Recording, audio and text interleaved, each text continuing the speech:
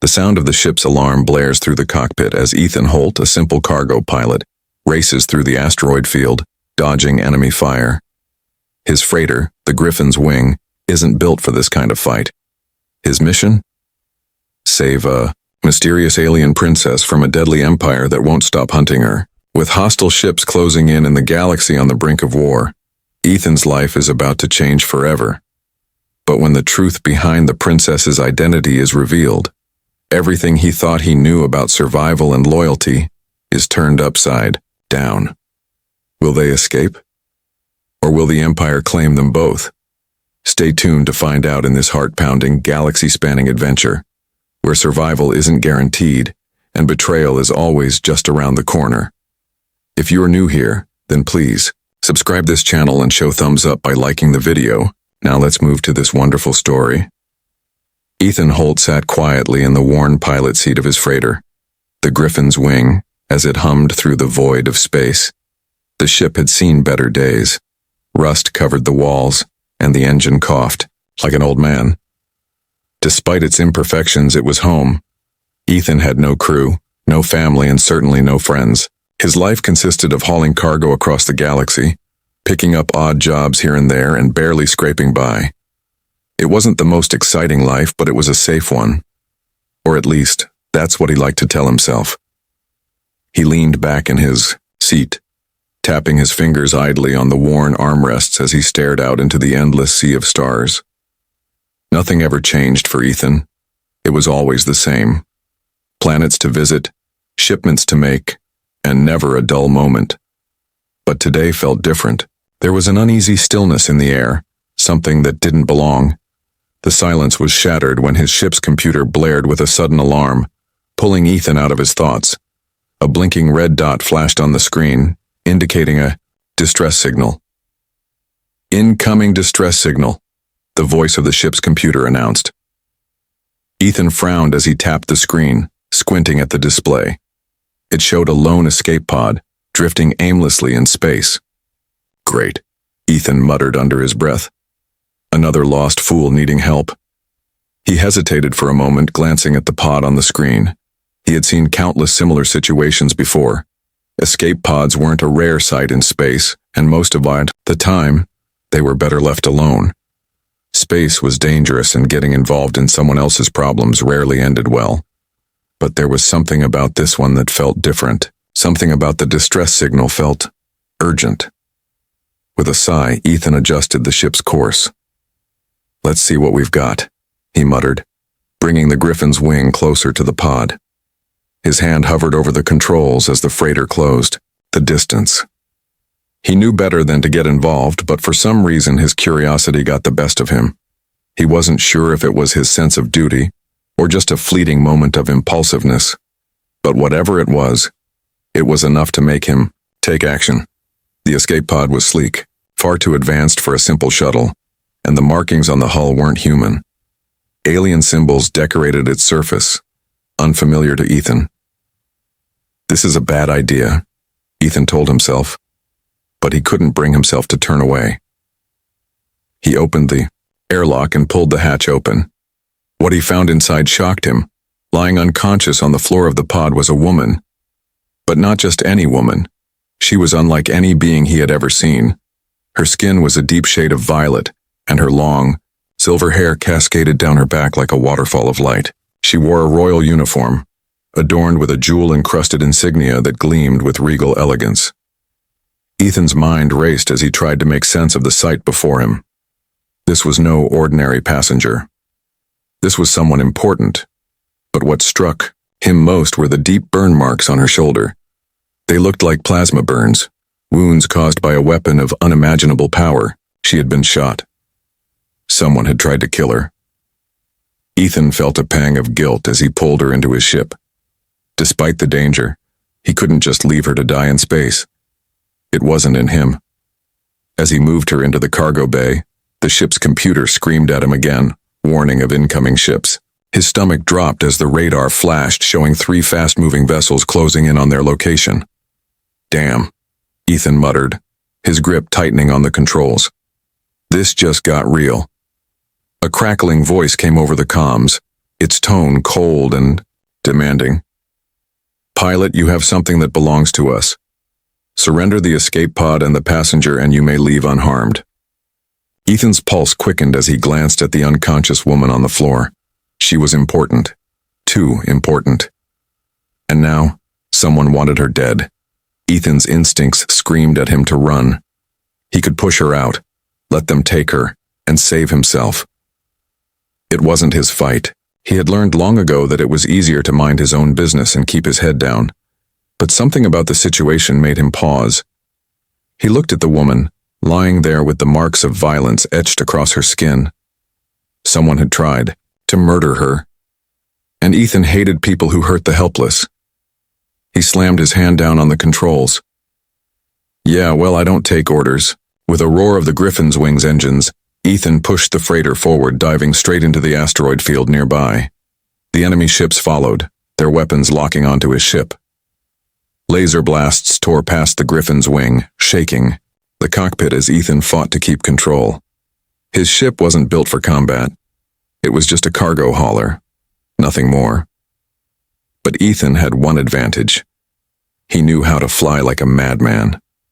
He dove into the thickest part of the asteroid belt, weaving between massive spinning rocks, using them as shields. The enemy ships followed closely, but they were faster. Ethan's heart pounded in his chest as one of the enemy ships locked onto him with missiles. "Oh no, you don't," Ethan muttered, pulling the Griffin's wing into a sharp turn. The ship scraped the edge of a massive asteroid, and the pursuing ship wasn't able to make the turn in time. It slammed into the rock wall, exploding in a flash of light. Ethan couldn't help but laugh, feeling a brief moment of victory. "One down," he said aloud. But the other two ships weren't backing down. They were faster, meaner, and more determined than ever. Ethan's ship shuddered as a plasma blast tore through the left wing, sending sparks flying. His freighter wasn't going to last long, and he knew it. "Come on," Ethan growled. "I just need a little more time." But just as he thought things couldn't get worse, he noticed something else. The woman on the floor of the cargo bay began to stir. Her silver eyes flickered open and she winced as she clutched her shoulder. Then, she turned her gaze on Ethan. "Who are you?" she asked weakly, her voice barely above a whisper. Ethan didn't have time for introductions. "I'm the guy saving your life," he said, eyes still focused on the controls. "Hold on tight." With that, the Griffin's wing shot forward once more, plunging deeper into the asteroid field as the chase continued. The stakes had just been raised, and Ethan's life would never be the same again. The roar of the Griffin's wings engines echoed through the asteroid belt, the ship weaving and dodging between massive, rotating boulders. Ethan's knuckles were white as he gripped the controls, every nerve in his body focused on the task at hand. He glanced at the holographic display in front of him. The radar showed the two enemy ships closing in fast. Their weapons were locked, their plasma cannons ready to fire. Behind him, the woman stirred again.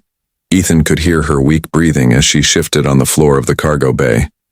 He didn't have time to check on her. The priority was survival. His freighter wasn't built for combat.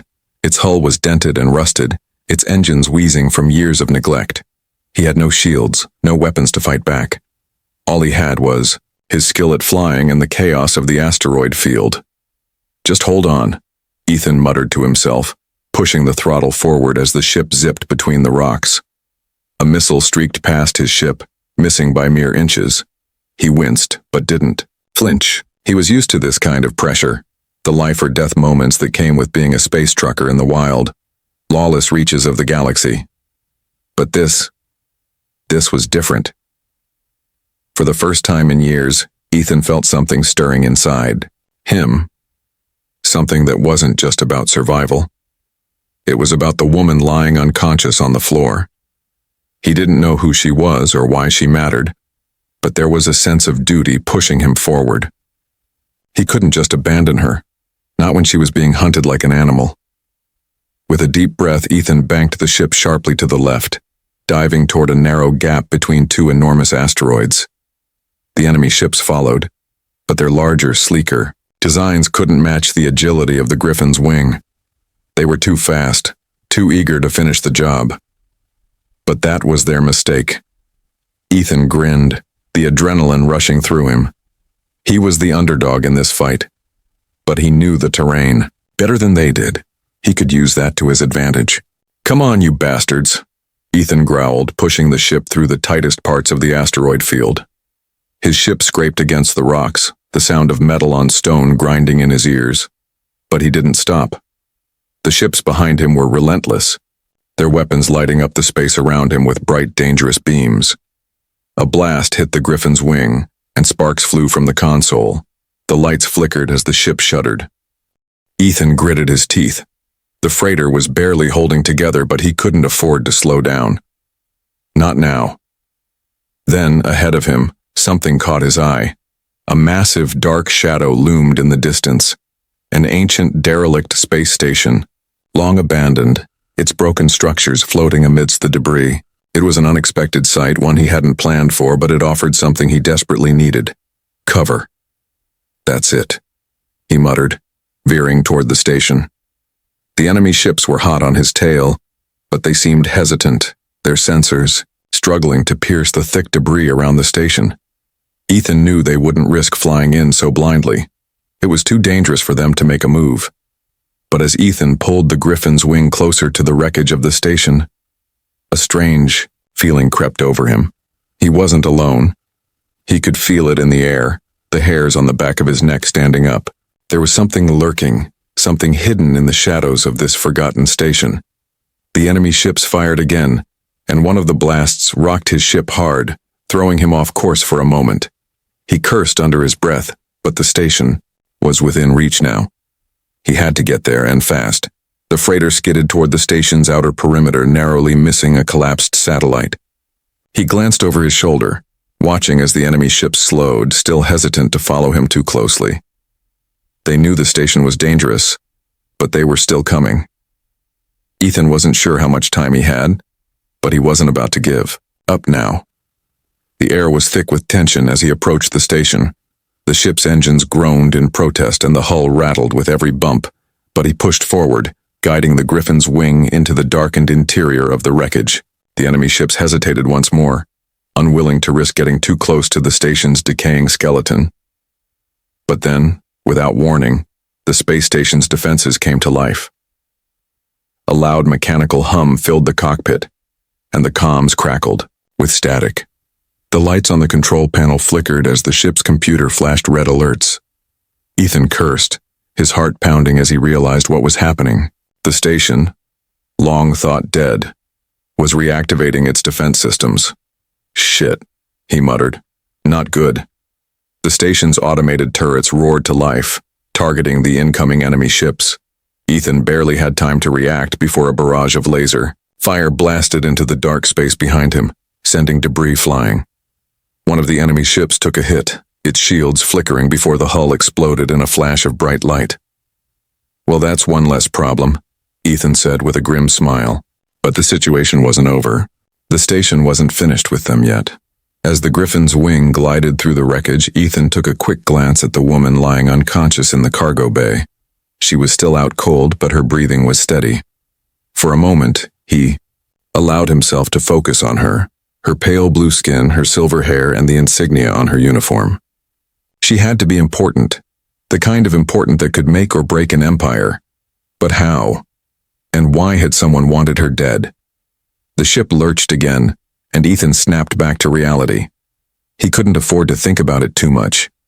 He had to focus on getting them out of here alive. With the enemy ships now disabled, Ethan guided the Griffin's wing deeper into the station, hoping to find an exit. The place was a maze of abandoned corridors and rusted-out machinery. But then, as the ship neared the center of the station, something strange happened. A low rumble vibrated through the walls of the station, and the lights flickered back on, illuminating the once-forgotten station in a cold, sterile glow. The ship's computer registered a new energy reading, something powerful, something ancient. And that's when Ethan realized it. The station wasn't just a wreck. It was a trap meant to keep something hidden, and it was waiting for him. "Great," he muttered under his breath, looking at the control panel with a mix of disbelief and growing dread. just when I thought things couldn't get worse. As the station's systems powered up, Ethan's gut told him that they weren't safe yet. The journey ahead would be more dangerous than anything he had ever faced. But there was no turning back now. They had to survive or die trying. The Griffin's wing slowly crept through the dark corridors of the ancient space station, its engines sputtering in protest. Ethan's hands gripped the controls, his eyes darting from one readout to another. The station, once thought abandoned and inert, now hummed with life, its long-dead systems flickering back into existence. The more he navigated through its labyrinthine passages, the more he felt the weight of something hidden beneath the surface. Something powerful, dangerous, and yet somehow familiar. Seraphine, still unconscious, lay motionless in the cargo hold, her wound wrapped up as best as Ethan could manage in the few minutes before the station's defenses had activated. He kept an eye on her status, but there was no time to waste. He knew he had to find an escape route before the station's reactivated security systems discovered their presence. Outside, the remnants of the enemy ships drifted helplessly. The station had destroyed them, but there was no telling when the next wave would come. Ethan's heart pounded as he steered the Griffin's wing deeper into the station. A gut feeling told him that they were being led into a trap, but the option of turning back didn't seem viable. He had to move forward. Then, the soft hiss of the airlock doors opening echoed through the silent station. Ethan's eyes widened. He hadn't opened the door. "Who's there?" he muttered under his breath, gripping the controls as he quickly spun the ship around to face the bay. He wasn't alone anymore. A figure emerged from the shadows, stepping onto the ship's loading ramp. Ethan's pulse quickened as he recognized the silhouette. Tall, cloaked in a dark overcoat, and with a presence that radiated danger. "Zane," Ethan whispered, cursing under his breath. Zane Kaur, a mercenary with whom Ethan had crossed paths in the past. A man of few words and many secrets. His reputation preceded him, always looking for an angle, always chasing the highest bidder. Ethan had hoped he'd never have to deal with Zane again, but the universe had a cruel way of throwing people back into each other's lives at the worst possible moments. Zane's eyes glinted with a mixture of amusement and calculation as he strode toward Ethan. His cold, cybernetic enhancements shimmered under the dim lights of the cargo hold. "You didn't think you'd get away that easily, did you?" Zane's voice was like a rasp, his lips curling into a sly grin. Ethan didn't respond immediately, trying to assess the situation. Zane had a reputation for backstabbing, for making deals, and then breaking them when the price was right. And now it seemed he had found a way to exploit Ethan's predicament. "I should have known," Ethan muttered, his hand inching toward the blaster tucked under his seat. "You always have a backup plan, don't you?" Zane chuckled darkly. "What can I say? I do my homework. When I heard about a human rescuing a royal alien on the run, I knew you'd be a target for someone. It's a shame we didn't work together. On this, Ethan, I could have helped you make a lot of credits, but now, you're a liability." Ethan's heart sank as Zane's meaning became clear. He wasn't here to help. He was here to sell them out. Without a moment's hesitation, Ethan drew his blaster and aimed it at Zane. "Don't even think about it." Zane raised his hands in mock surrender, his grin never leaving his face. "Easy there, pal. I'm just here to make a deal. I know who she is. I know she's worth more alive than dead. I can help you get out of here in one piece, but it'll cost you." Ethan tightened his grip on the blaster. "I don't have time for your games, Zane. This isn't some job where you can sell people out for profit." Zane's expression shifted, his smile faltering just slightly. "You really think you can just waltz out of here? The Ziani Empire is coming for you both. The bounty on her head is already sky high. And me? I'm smart enough to know that survival in this galaxy is about knowing when to sell your soul." Ethan didn't lower the blaster. He couldn't. Trusting Zane again was out of the question. Zane was nothing more than a mercenary, a man who would do anything for profit. He wasn't here for honor. He was here for money. "Get off my ship, Zane," Ethan growled, taking a step forward, his voice cold and firm. "You're not going to sell us out, not today." Zane's grin faded completely. replaced by a harsh, determined look. "Fine," he spat, taking a step back. "But you can't run from the truth forever, Ethan. One day the galaxy will catch up with you." His cold gaze shifted towards Seraphine. "I'll let you keep her for now, but remember, every decision has a price."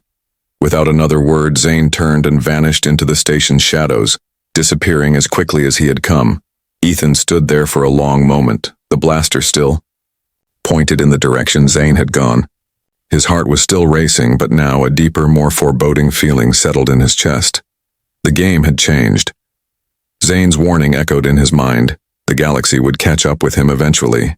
As if on cue, the Griffin's wings alarm blared again. Ethan snapped his attention back to the controls. The radar showed 3 more enemy ships closing in on the station. His gut twisted. "Shit," Ethan muttered. There was no time to waste.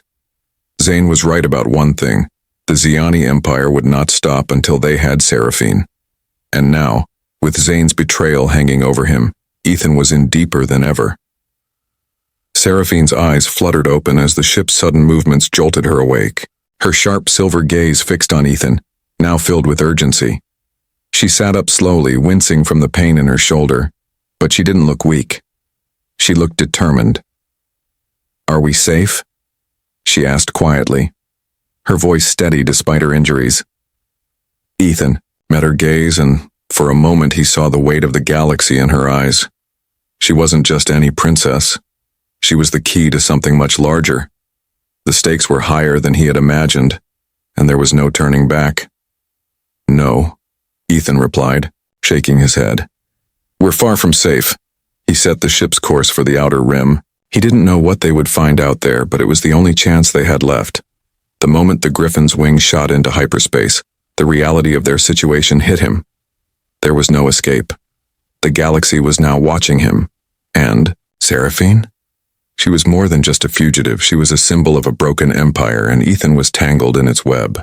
The lost sovereign fleet was awakening, and he had no idea how he was supposed to handle what was coming next.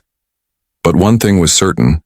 The adventure he had once hoped to avoid had already begun, and he was far too deep in it to back out now. The Griffin's wing hurtled through the vast expanse of space, the ship's thrusters pushing them further into the unknown. Ethan stared at the console, watching as the familiar blue swirl of hyperspace became a blur of stars. Behind him, Seraphine sat in the co-pilot seat, her silver eyes fixed on the controls with a focused intensity that matched the silent tension in the air. Her presence in the cockpit was both comforting and unnerving. Ethan knew the galaxy was chasing her, but now it seemed like they were chasing him too. They had barely made it out of the station alive, and Zane's betrayal was still fresh in Ethan's mind. His gut churned with the realization that the man who had once been a companion had now become a threat. Zane had made it clear that they wouldn't be able to run forever. And if the Xiani Empire found them, if Regent Valkor's assassins caught up with them, they wouldn't just be fighting for their lives. They'd be fighting a war they never wanted. Ethan leaned back in his seat, the worn fabric creaking under his weight. "I thought I could hide out here in the outer rim," he muttered to himself, tapping his fingers on the armrest. "But I guess I was wrong." Seraphine turned her gaze toward him, her face still pale from the plasma burns on her shoulder. She wasn't used to this kind of life, and it showed. The soft, regal nature that had once defined her was now hardened by survival. She had been a princess, a leader of a powerful empire. But now she was a fugitive, just like him. "You didn't have much of a choice," she said quietly, her voice carrying an unspoken understanding. "You could have left me behind. You could have just let the Empire take me, and you would have been free, but you didn't." Ethan didn't know how to respond to that. She was right. He could have turned back. He could have abandoned her to whatever fate the Empire had in store. But for some reason, he hadn't been able to. He wasn't a hero, but he'd still chosen to fight. That was what made him different, he realized. He wasn't running from trouble anymore, he was walking straight into it. "It's not about being a hero," Ethan finally said, his voice rough. "It's about doing what's right, even when the whole galaxy tells you not to." Seraphine gave him a faint smile, but it didn't reach her eyes. She was grateful, yes, but she could also see the burden it had placed on him. He wasn't just a trucker now. He was something more, something bigger than he had ever imagined. "Then what now?" she asked, her voice tinged with a mixture of hope and dread. "We can't run forever. We have to face the truth." Ethan's eyes locked onto the stars ahead of him. He had no clear answers. He didn't know where they were going or what they would do next, but the path was clear. They needed to find allies, and fast. There was no way they could fight the entire Xiani Empire alone. "We'll have to find help," Ethan said slowly. "People who can hide us, protect us, maybe even help us fight back. But we can't do it alone." Seraphine nodded, her mind racing. She knew that the longer they stayed on the run, the less likely it was that anyone would help them. The galaxy was vast, but it was also full of dangerous people, and the moment someone found out who she really was, the hunt would be on. Just as Ethan was about to change course, a blaring alarm cut through the silence of the cockpit. The ship's computer flared with a red warning, and the radar screen showed 3 ships approaching fast. They were well equipped, their signatures unmistakably military. "Great," Ethan muttered under his breath. "Looks like we're not out of the woods yet." Seraphine's eyes narrowed as she studied the display. "It's them, isn't it?" she asked, her voice tense with a mixture of fear and resolve. "Yeah, that's the Empire's signature," Ethan said grimly. "Regent Valkor's fleet. They don't give up easily." He pushed the controls forward, the Griffin's wing shuddering as it accelerated into a new course. Ethan had learned a few things in his years of cargo running: how to outrun pursuers, how to survive in the worst possible circumstances. But this was different. There was no guarantee that this time he'd make it out alive. The ships closed in, their weapons charging, their intentions clear. This wasn't just a chase anymore. This was a fight for survival. Ethan gritted his teeth and steered the Griffin's wing toward a nearby planet, its surface swirling with massive storms. "Hold on," he said, his voice tense. "This is going to get rough." The ship dove into the atmosphere, plummeting toward the storm clouds below. The Griffin's wing shook violently as it cut through the thick layers of ionized gas, the sensors struggling to keep up with the chaos. Ethan fought the controls as lightning crackled outside, blinding flashes of light illuminating the darkness. "We're not going to make it," Seraphine whispered, her face pale, as the ship bucked and twisted in the storm. "This is madness." Ethan shot her a glance, his jaw clenched. "I didn't survive this long by playing it safe," he shot back. "We're going to make it." The enemy ships hesitated at the edge of the storm, their sensors unable to pierce the thick clouds. Ethan switched off the Griffin's wings beacon, cutting the engines and letting the ship drift. For a moment, they were just another piece of debris in the swirling chaos of the storm. The minutes dragged by, the only sound the howling of the wind outside and the pounding of Ethan's heart in his chest. They sat in tense silence, waiting for the enemy ships to find them, to give up the chase, or, worse yet, destroy them. Then, after what seemed like an eternity, the enemy ships finally turned and left, their scanners unable to penetrate the storm. Ethan let out a slow, relieved breath as the Griffin's wing drifted clear of the planet's gravity well. "We did it," he said quietly, his voice filled with a mixture of disbelief and exhaustion. Seraphine's eyes met his, and for the first time since they had met, there was a hint of something else in her gaze.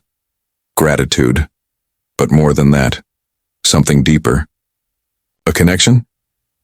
"We're not safe," she said softly, breaking the silence. "But we're alive." Ethan looked out at the stars, the vastness of space stretching out before him. He didn't know what the future held, or how long they could keep running, but for now they had escaped. And for the first time, he felt something he hadn't in a long time: hope. As they made their way into the unknown, one thing was certain: this was just the beginning. And whatever came next, they would face it, together.